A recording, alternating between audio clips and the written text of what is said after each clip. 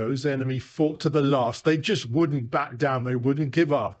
They were high on drugs. Thanks to our breaking Brit moment, some 12 million Chinese ended up addicted to the powerful opiates. Imagine the forbidden elixirs of the Egyptian pharaohs and the sacred rituals of the Greeks, where opium and cannabis were more than mere remedies. They were keys to unlocking the divine. The 20th century saw drugs transform from sacred to controversial, shaping society's laws and ethics in ways that continue to reverberate today. Join us as we uncover how these powerful drugs changed throughout history. The ancient times. Throughout history, psychoactive substances have had a variety of purposes in societies around the world, ranging from medicine and ceremonies to possible recreational use. This research begins in the ancient Near East and progresses to ancient China and Greece, examining how these early civilizations used mind-altering substances in their activities. Opium production and consumption were widespread in ancient Mesopotamia throughout the 4th millennium BC. Archaeologists have discovered evidence that Mesopotamian communities were familiar with opium, a drug derived from the poppy plant. Researchers recently examined residues in ceramics and jars from this era and discovered evidence of opium. This evidence supports the usage of opium in ritual situations. For example, a unique kitchen was discovered in a 4,000-year-old palace in Ebla, Syria, and it contained remnants from opium-producing plants such as poppies. This area, with its huge capacity of pots and hearts, could have been used to make psychoactive concoctions for ceremonial purposes, implying that opium was employed in ritualistic acts, possibly to cause altered states of consciousness. Cannabis first appeared in therapeutic and religious contexts about the 3rd millennium BC, mainly in ancient China and India. Cannabis was utilized in funerary rites, according to archaeological findings from the Jirzonkel Cemetery in western China, which dates back to roughly 500 BC.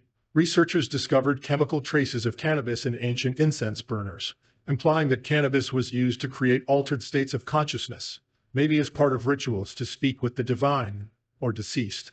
This early use of cannabis emphasizes its importance in ancient Chinese spiritual traditions. Simultaneously, ancient India used cannabis in religious rites and therapeutic practices. The plant's psychedelic effects were discovered and utilized, although detailed facts concerning its use in ancient India are scarce. Historical writings and archaeological data indicate that cannabis was used in a variety of contexts, including spirituality and healing. As we moved into the 2nd millennium BC, alcohol became a popular hallucinogenic stimulant among ancient cultures.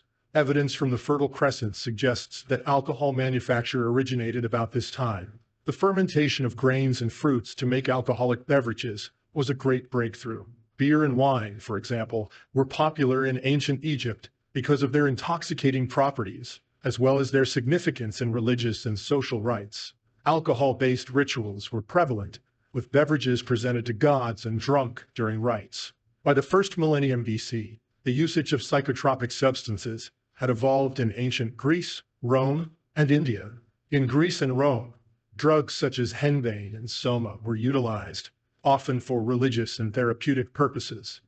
Henbane, a hallucinogenic herb, was utilized in a variety of rituals and may have had psychoactive effects. The Greeks believed that henbane could alter consciousness and induce visions, so they incorporated it into their religious ceremonies. In ancient Rome, opium was a well-known drug used to treat pain and sleep difficulties. Its use was widespread, but it had addictive properties. The Roman Emperor Marcus Aurelius, for example, used opium on a regular basis to relieve pain caused by his medical ailments. This suggests that opium was not simply a therapeutic substance, but it could also lead to addiction. Another intriguing facet of psychoactive chemical use is the concept of soma, a ritual drink recorded in ancient Indian Vedic writings.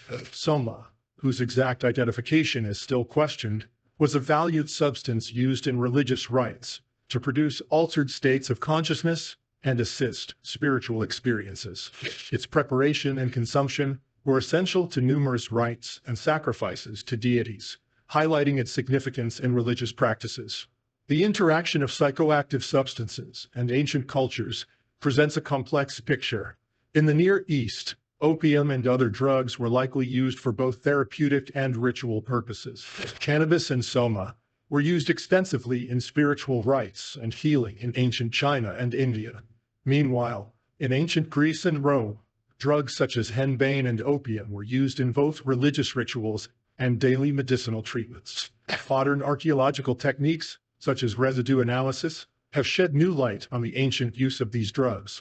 The finding of opium residues in ancient pottery, as well as the examination of cannabis in funerary contexts, have aided scientists in understanding the substance's historical relevance. Drugs all around the world. Tobacco, opium, cannabis, and coffee have long and diverse histories, reflecting their complicated functions throughout nations and ages. Their applications have progressed from ancient practices to present times, exhibiting changes in perception, implementation, and regulation. Tobacco was first employed by indigenous peoples in the pre-Columbian Americas, where it was grown for medicinal and ceremonial uses. Christopher Columbus found tobacco on his journeys and introduced it to Europe in the late 15th century. By the mid-16th century, Europeans had generally adopted tobacco, with French ambassador Jean Nicot playing a crucial role in its popularization. Nicot first introduced tobacco to France in 1556, then Portugal in 1558, Spain in 1559, and England in 1565. By the early 17th century, tobacco had become an important crop in North America. Tobacco was successfully produced in Virginia by Englishman John Rolfe in 1612, and it became the colony's major export within 7 years. This increased the need for labor and fueled the transatlantic slave trade. Initially, tobacco was used for pipe smoking, chewing, and snuffing. Cigars, which have existed since the early 1600s, became popular in the early 1800s. Cigarettes, in their most basic form, have existed since the 1600s, but they only gained popularity in the United States after the Civil War, when bright tobacco, a distinctively cured leaf from Virginia and North Carolina, was introduced. In the late 1880s, James Buchanan "Buck" Duke invented a practical cigarette-making machine, which increased cigarette sales even more. The early health effects of tobacco were poorly known. European physicians first believed Native Americans' claims about tobacco's therapeutic benefits. It wasn't until the early 20th century that scientists began investigating the health consequences of smoking. In 1930, researchers in Cologne, Germany, discovered a statistical link between smoking and cancer, and Dr. Raymond Pearl of Johns Hopkins University stated in 1938 that smokers lived shorter lives than non-smokers. Regardless of these findings, public awareness was low. A watershed moment occurred in 1952 when Reader's Digest published Cancer by the Carton, which raised public awareness and resulted in a drop in cigarette sales for the first time in 2 decades. In response, the tobacco industry established the Tobacco Industry Research Council in 1954 to combat health concerns, pushing filtered and low-tar cigarettes as healthier alternatives, resulting in a temporary increase in cigarette sales. The 1960s presented additional problems to the tobacco industry. The Surgeon General's Advisory Committee on Smoking and Health published a report in 1964 associating smoking with lung cancer, particularly in women. This resulted in regulations, such as the 1965 Federal Cigarette Labeling and Advertising Act, which mandated health warnings on cigarette packets, and a 1971 ban on television advertising. By 1990, smoking was outlawed on interstate buses and domestic flights of 6 hours or fewer.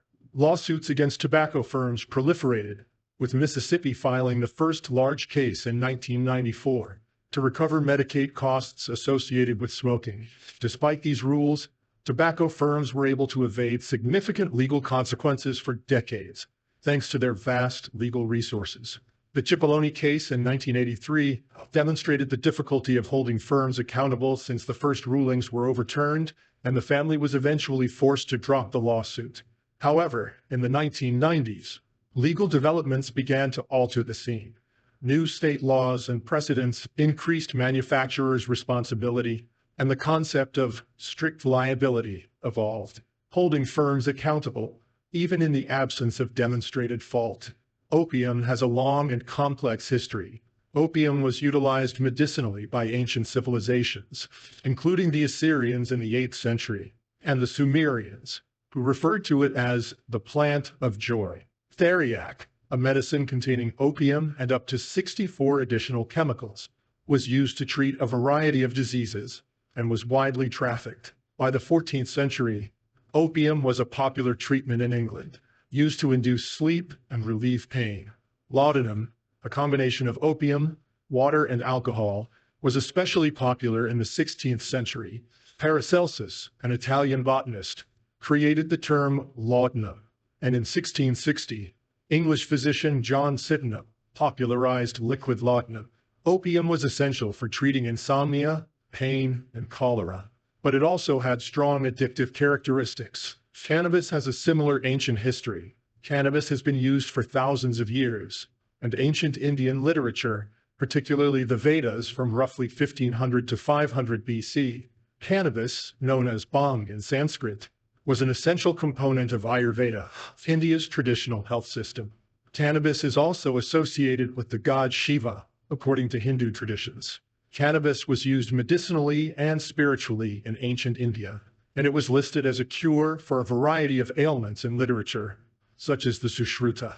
Hemp was also utilized in textiles and industrial products, such as plaster, to preserve the artwork. Coffee has a unique history, having been discovered in Ethiopia in the 9th century. According to legend, a goat herder named Kaldi noticed his goats become especially lively after eating coffee berries. An abbot at a nearby monastery then utilized the berries to make a stimulating beverage. Coffee moved to the Arabian Peninsula, where Yemeni Sufis used coffee to improve concentration during spiritual rites. Coffee had become popular in the Middle East by the 16th century, with coffee houses serving as hubs for social interaction and intellectual discourse. Despite initial opposition, Pope Clement VIII approved coffee and declared it appropriate for Christians. Coffee reached Europe in the mid-17th century, with the first coffee houses opening in Oxford in 1650 and London in 1652. Samuel Pepys recognized their importance as hubs of news and discourse. By 1675, England had over 3,000 coffee houses, some of which provided lodging and served as important social organizations, and they were frequently compared to the current internet in terms of information dissemination and discussion. Opium and the American Civil War. Opium was introduced to China and East Asia, most likely in the 6th or 7th century AD, via the Silk Road, a network of trade routes that connected Europe to Asia. This region, which extends from Afghanistan and Pakistan to India, Myanmar, and Thailand, remains a major opium producer. In the 1700s, British expansion into India resulted in the control of large poppy production areas, instead of halting opium production. The British began transporting it from India to China via the East India Company. The British exploited their profitable trading earnings to purchase and export Chinese products, such as tea, silk, and porcelain to Europe. This trade caused widespread opium addiction in China, causing the Qing dynasty to prohibit its importation and cultivation. The British responded to China's prohibition with two violent wars known as the Opium Wars. During the First Opium War, Britain used gunboat diplomacy to force China to keep its ports open for commerce. The Treaty of Nanking, which ended the First Opium War, resulted in China handing Hong Kong to Britain. The Second Opium War exacerbated tensions. Britain joined France in demanding the legalization of the opium trade, as well as additional concessions, such as foreigners' property rights. The Opium Wars and subsequent addiction were generally condemned as unethical misuse of power.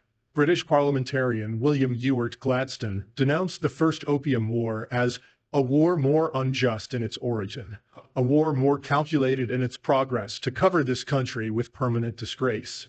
Gladstone's critique was informed by his sister Helen's battle with opium addiction. China's defeat in the Opium Wars signaled the start of the Century of Humiliation, a period of servitude that lasted until the end of World War II and the founding of the People's Republic of China in 1949. During the 1849 gold rush, thousands of Chinese immigrants arrived in America, bringing with them the practice of smoking opium. This resulted in the construction of opium dens in Chinatowns across the West. By the 1870s, opium smoking had become popular among many Americans, causing San Francisco to establish legislation in 1875 to prohibit its usage. This ordinance made it illegal to operate or patronize an opium den. White Americans were concerned about opium usage because of its links to prostitution, crime, and unemployment. These fears fueled anti-Chinese sentiment, culminating in the Chinese Exclusion Act of 1882, which prohibited Chinese immigration for a decade. In 1803, German scientist Friedrich Zerturner extracted morphine from opium. Morphine, a narcotic painkiller 10 times stronger than opium, was frequently utilized during the American Civil War, causing an estimated 400,000 troops to develop addiction. In the late 1800s, researchers looked for a less addictive alternative to morphine. In 1874, English scientist Alder Wright purified heroin from morphine with the intention of creating a safer replacement. Morphine is the precursor to a variety of opioids, including codeine, fentanyl, methadone, hydrocodone, hydromorphone, meperidine, and oxycodone. Initially, heroin was utilized medically, but its addictive characteristics were widely recognized. In the 1890s, Bayer, a German pharmaceutical corporation, advertised heroin as a morphine substitute